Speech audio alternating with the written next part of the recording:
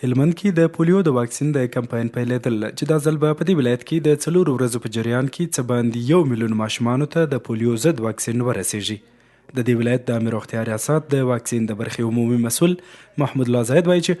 دا کمپاین به دا ځل په هلمند کې 4 ورځې دوام وکړي چې د دوشنبې په ورځ به پیل سي او دا به د 2025 میلادي کال دوهم کمپاین وي. د روان 2025 کال دوهم کمپاین دی او په دې کمپاین کې موږ د ځان لپاره هغه ماشومان چې عمر نه تر 15 کلو کم دي اضافه له 1 میلیون څخه یعنی 10,15,000 ټارګټ ټاکلی دی یا هدف ټاکلی دی او دا چې موږ په تیر کمپاین کې یوازې په هلمند کې په 2 ولسوالیو کې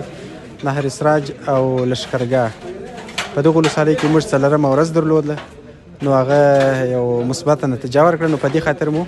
په ټول هلمند کې 4 ورځې اضافه کړه. پر همدې مهال د پولیو د واکسین د کمپاین د پیلېدو په مراسمو کې د دې ولایت د ارشاد حج او اوقاف ریاست استازي مولوي محمد ګل ویل چې دوی به د دینی عالمانو له لارې خلک هڅوي چې د واکسین له پروسې سره پوره همکاري وکړي او بیا هم دغه علما کرامو ته دا خواسته ده